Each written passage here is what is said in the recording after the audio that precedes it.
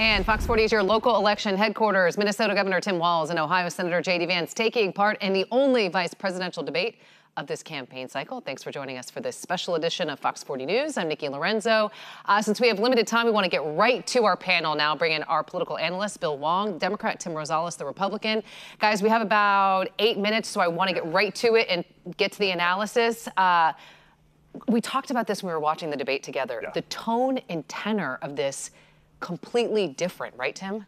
Absolutely. It was Midwest nice. Yeah. I mean, we've got J.D. Vance from Ohio and Tim Walz from Minnesota, and the kind of collegiality, the like you said, the tone, just the way they were talking to each other in a very respectful way. Nobody was talking over each other.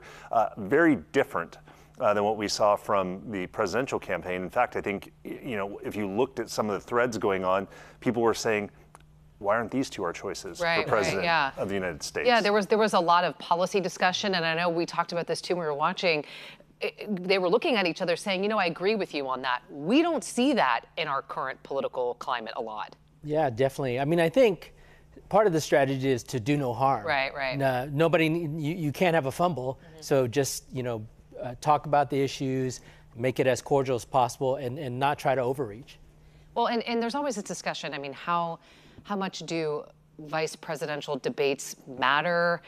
I mean, but in you know, our normal political climate, there's nothing normal about this election cycle. Things haven't been normal for a while. I think we can agree on that.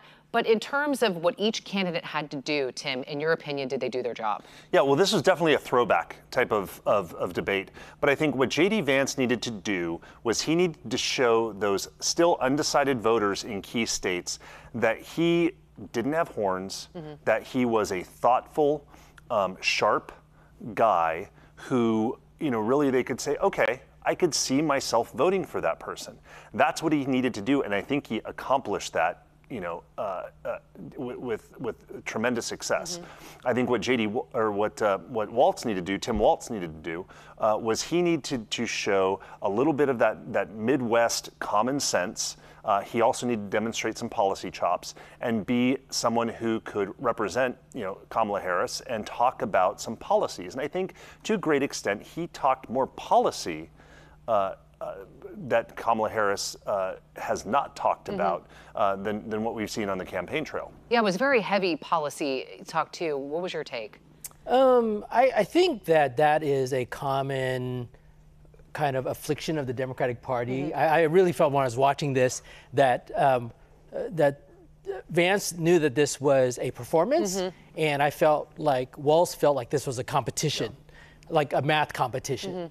And they were, and that's what made the debate kind of strange. Is Vance was definitely trying to tell a narrative, and Walz was trying to explain policies, which I think that when people are watching, it's like this not apples to apples comparison, and there is a little bit of discomfort of being able to, like, how do I choose? Because one person is coming off as a certain way of trying to be approachable, the other one's trying to convince me that housing would be more affordable under the policy. So it's this different situation. And I wonder too, some of those talking points that they brought up, obviously abortion is going to be big this election cycle, affordability. We know, you know, the candidates that are winning on those issues. But I wonder what you both think, and Tim, I'll start with you. We know Walz struggled when he was asked about his history and sort of a story he is allegedly fabricated about being in China and Tiananmen Square during the protests, and he kind of had a word salad answer on that. Does something like that land? And I want to use the same, and obviously these are different instances, but Democrats are really going to hammer January 6th.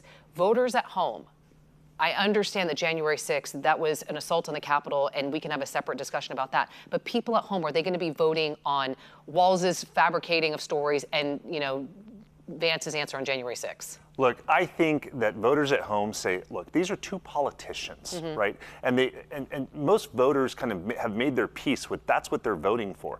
So I think that okay, I listened to that about Tiananmen Square, okay, I listened to that about January 6th, but who's actually going to help me?